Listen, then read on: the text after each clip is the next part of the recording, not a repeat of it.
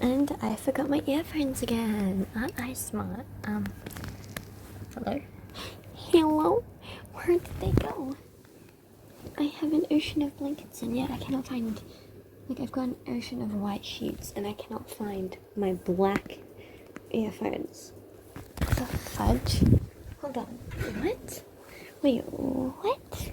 Wait, what? Wait, what? Am I dumb? Okay, while I'm looking, I may as well specify what's going on right now, which I'm really happy about. And I don't know who this person is, but shout out to you, and you know who you are, because I just started uploading all of my parts, and as I'm uploading, I keep seeing that there's someone viewing them, and I'm like, wait, someone's actually seeing these? Wait, someone's actually seeing these? Wait, what? So I get really like, so thank you, whoever you are. If you want me to give you a name or something, you can just like comment or something, so I can see your username, so I can shout you out better. But I just found my earphones and that's good. So I'm trying to get them out more rapidly for you. I said I wasn't going to do any more tonight. Lies. I lied. I'm doing more tonight because I'm hype now, because I actually know what sounds listening to these and switching to Hello, human life. So what was the one that we just read? Okay. Oh god, no adjust volume, please. Right now we are going to read part 9 of Respect, a Sakusa X Reader book fanfic on Wattpad by Safers 104. There are 21 parts to this, chapters to this. No idea how many I've read. All I know is I'm like halfway through it, and that I don't want it to be anywhere near the end yet. Please no. But just for like those who are watching to see, like, this is how many we've got left. Surely like 2 or 3 more parts worth? Maybe? Possibly? Oh my god, no. Please no. Is that a knockoff for Among Us? Why? Why? What? Why? Why though? Why? Is there an imposter among us? How do... What? It's just repeating. What the frick, frack, snick, snack, patty, whack, tic, tac, diddly, dack. Oh, here we go. This chapter is called Friends Again. In the between of spring and summer causes the environment to sprout new life. Colorful flowers, buzzing of bees, and migrating birds settle for the season. The weather is on the up for the better or for the worse, as Japan is struck by a wave of Satan himself. Slabs of concrete become burning blocks of torture. Bro, you think Japan's bad? Try Australia, bitch.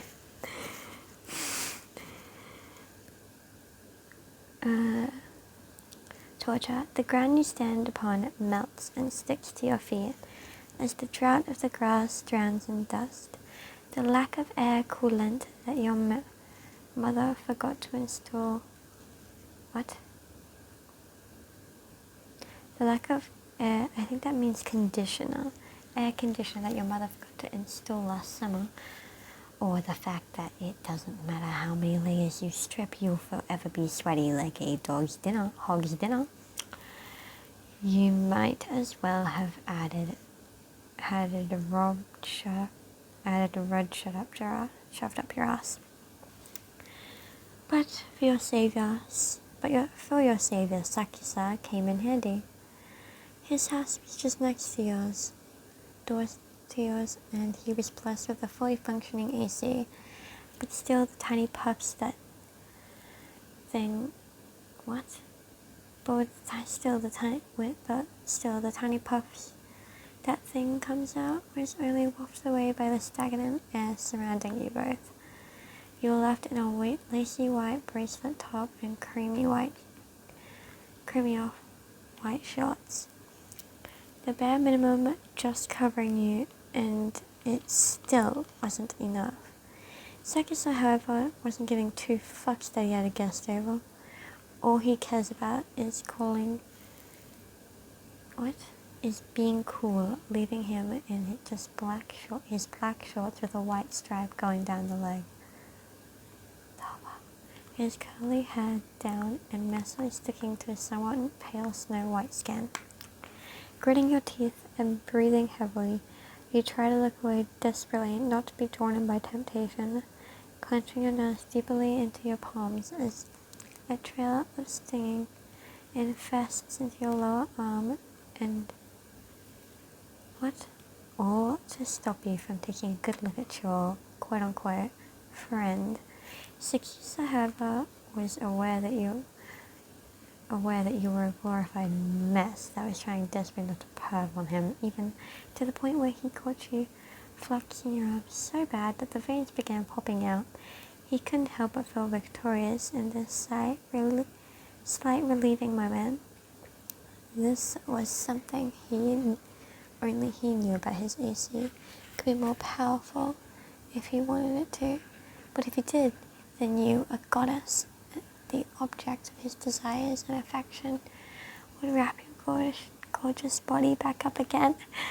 I feel so awkward reading this, so as it might be sneaky and wrong to do so, this came his only solitude to witness the girl he fell in love with.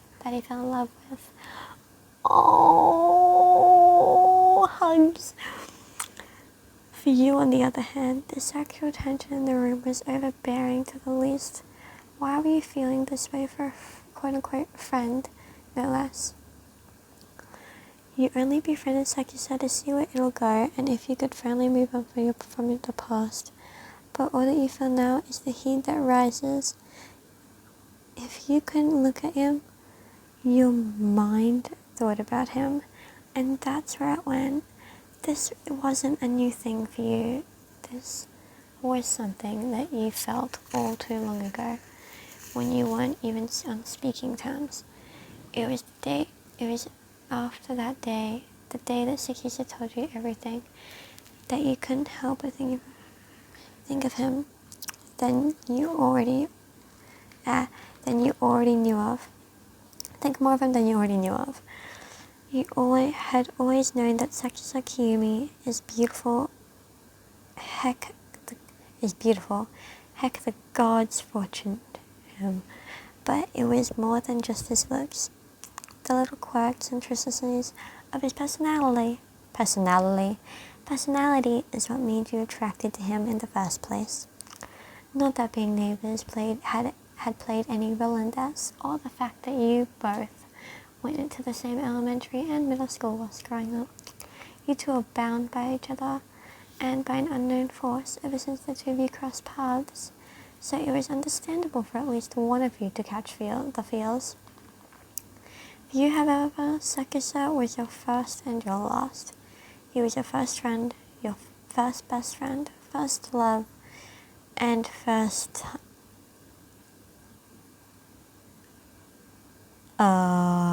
girl, is there something you want to explain to us? Because, this is going to be really awkward and I'm a blushing mess already. Okay, here we go. He was your first best friend, first love, and first time. But what you didn't get was that he hid things from you, and especially after the incident. You didn't see him for a month, including the national youth team. When you did see him, his lips were elsewhere. He was your first heartbreak. Honey! Oh, come here and hug me. So why now is it becoming so hard to breathe in the room with your first love? Someone that broke your heart all those years ago. Someone so afraid of germs to casually let someone else's invade his own that were not yours. Heartbreaking is the least you could say on what you felt that day. It was a game changer for your life revolved. It was a game changer before your life revolved around a guy that apparently didn't care two shits about you. Just a bitch to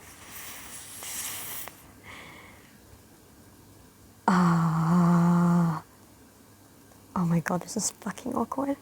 Just a bitch to fuck, and when you finally made, oh my god, this, I feel like a total hoe saying this, just a bitch to fuck, and when you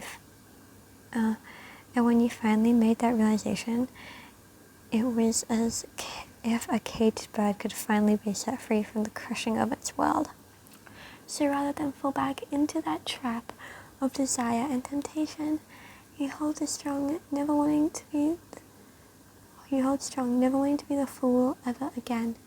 You will not let a boy ruin you once again, giving him that power over you. You and Sakusa are friends, and that is all you are ever going to be. Normally, I wouldn't wait this long, but I'm not going to wait for my new viewer, because he or she or they are catching up pretty fast as far as I'm aware. Because I forget how many pods are out. That's why I shouldn't really be afraid.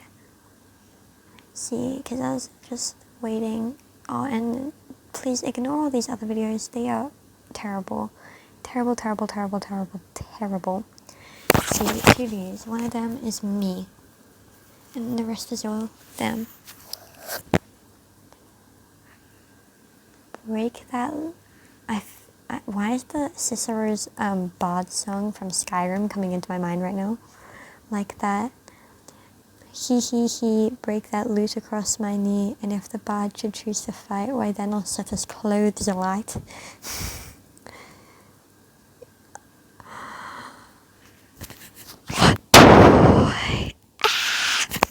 Sorry. Nationals. If prelims were tryouts, then nationals is like the Colosseum battles. People roaring from all sides, bets placed on our heads, and the only way out is up, or to be defeated by another. In the past, many have tried, and even now you battle it out with the strongest, toughest of opponents. To be able to say they 1 second longer on the court, a rush screams through you the minute you look at them, with the victory teething through your gnawing at your skin. The taste is having paradise dripping curls of clots down your forearm, making that last spike. Being seated first equals scouting out the competition on the first day, and by God, you were impressed by the sheer tenacity that your opponent shows. Niyama Girls High School, due to not being seeded this year, unlike many other years, they were forced to play today. Nicknamed Queens of the Court, it will be your second time going against them, the first time being last year, where they proved to be tricky, especially their now ace, Kanaka Amane.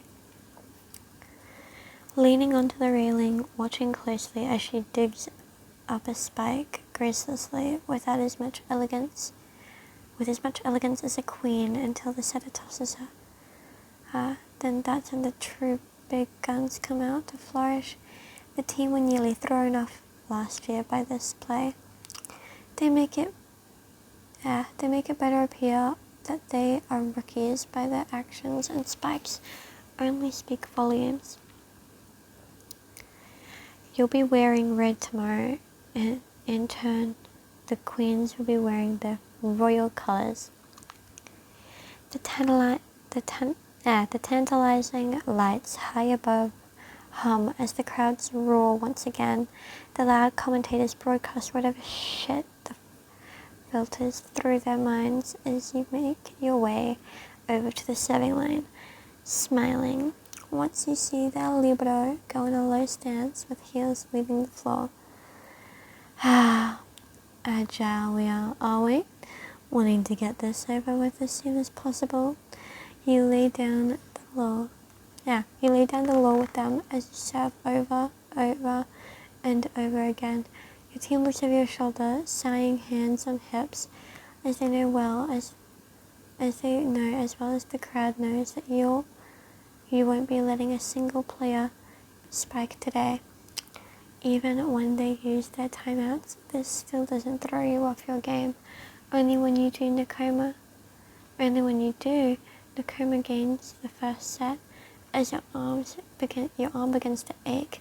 Watching as Nayama girls team talk strategies, your eyes connect with that of Kanoka Amanai, a glare of frustration and pent-up urge to spike glaze over her black eyes.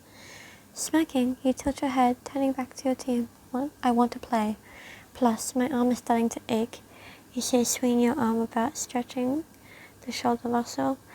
The team nods slightly, happy that they can play in this set and not just stand there for 10 minutes doing nothing.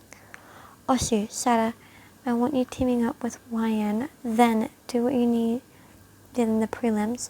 For the rest of you, I want you looking hot out there. Minami-san keep those receives fluid as possible. The captain nods with a serious look on her face. Sarah pouts furiously, sticking her nose in the air, not looking at you. She only had 4 out of 10 successful hits with that back. Breathe. With that back minus attack during the prelims, that was only a fluke. So to pull it off now during the second set is something she doesn't want to risk. But pouting it won't get her anywhere. You watch as she struts back onto the court before tapping the shoulder of one of the only firsters on the team. Last name's Senpai, she stammers, visibly shaking. Suki, I want you to do a feint out when you spike next. You say to the young girl, first year, the short black bangs swept to the side, making them look like curtains when really, it's just the sweat from nervousness that'll make them look like that. Her mouth drops to an O shape, unable to form words. But Senpai, I've never done that before. She looks away, returning to the court. Suki, there's no time to be afraid of your skills. You'll make a fine ace one day.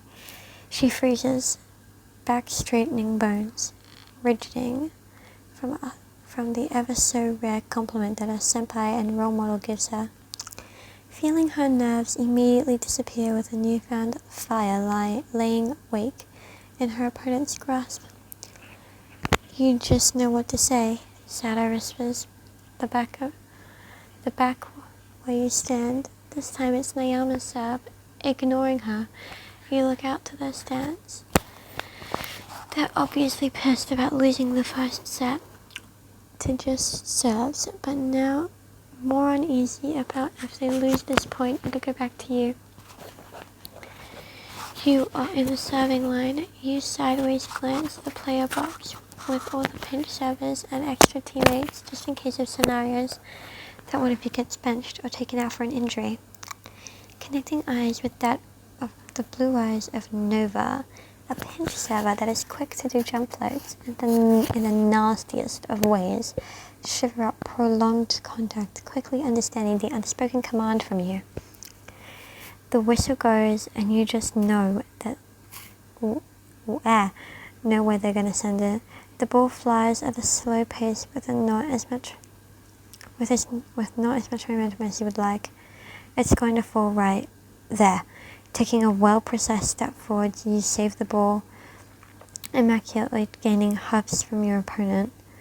So they wish to throw you off your game. Sarah charges with Minami and Suki up front. The captain is first to swing with the 2 blockers out on her tail. But the ball doesn't charge towards her. The ball slingshots Suki, where she makes it look like a powerful hit when a bam feather touch is all she gives. The team cheers loudly, smacking her on the back. Sarah looks at me with a satisfied smirk, gracing her lips. The ball is bounced towards you as everyone steadies themselves for another stomach-churning event, of YN last name Epic Demon Serve with a nasty curve to it. But crowds, as well as the team, gasp as the coach makes a hand gesture for a switch. Turning to see it, right, Nova is strongly holding onto the number card that is you. Dropping over, grabbing the thing. Make your mama proud. She nods, smiling like a wild animal taking the ball from you. Excuse you, ho? I am trying to read. Like a wild animal taking the ball from you, but before she steps foot onto the court, she turns back, knowing you haven't left yet. Enough to make them break, or enough for you to save the day? Her accent flying through her speech as she twistles the ball in her hand, waiting for a reply. Turning around, you relax before saying, break them. The match ending in Nakoma's win as Nova took the same approach to serving as did you in the previous set. The two of you were widely known as the serving demons. You could play or you could serve. Either way would lead to your victory. The next day, you had 2 matches with Iwaki Girls High School. Is that like a girls' high school or like? I'm not even going to ask. And Sakura Trail High School. Both were great matches that sparked something in you that hasn't been there for a while. Neither team showed fear with you, nor did they completely surrender when they were at a great disadvantage. This determination fired back memories of Hinata as his willingness to never give up, even if your one opponent is 1,000 times better than you are in every aspect. The boys' finalists began playing out before your eyes as if you've heard of before. Fights against Sakusa's team. Oh my god, here we go. As each and every one of them strikes until sweat dribbles down their limbs, and even then do they not stop? I can't read. Oh my god. Do they not stop noticing that the team has twins? Has twins is a huge advantage in the style of playing that they do. Almost have. I do remember that the Maya twins are on Sakusa's team, and I fucking love the Maya twins. Comment if you want me to do the Maya twins next. Any Maya twins, either one of them or both of them next, because I will totally do it like without a second word. Play different positions. Almost the two having the same mind play different positions on the court as an added bonus that Inarizaki must gratefully benefit from, a double-edged sword that they are. Slouching further into your seat as you watch Sakusa make the final spike. Wait, Sakusa spiked? I thought he was you know what, I'm not even gonna ask.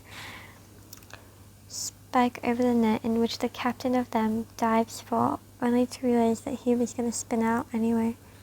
That it was gonna spin out anyways, baiting him to touch it. That's Sakusa for you. You feel his gaze on you, shifting from the Inaraki's captain Obsidian the Obsidian ones. You can't help but yearn for his attention, even when you recently decide to remain just friends. He is something after all. Sweat glistens down his neck, rubbing his forehead with his forearm, making his long hair curls slick back, exposing his face even more. Tearing your eyes away as the heat rises when the flashbacks then appear in the forefront of your mind, sighing, biting your lip, biting the inner cheek, contemplating on whether you should let it slide. For Sakusa, however, he couldn't help but feel even more victorious than he already is, as he couldn't give 2 shits about winning, but being able to make you sweat in such a way that still sends shivers down his spine. There's an author's note that says, sorry for the lack of omi action, but trust me, it's only going to get wilder from here. And that is a little treat for you, because that is longer than my normal episodes. Congratulations for that one, by the way. I'm going to upload this for you right now. So, I'm going to record the next one for you right now. So I hope you enjoy it. My new friend, I don't know your name, but you are now my friend. You have no say in the matter. I'll see you guys, girls, and non-binary others later. Bye!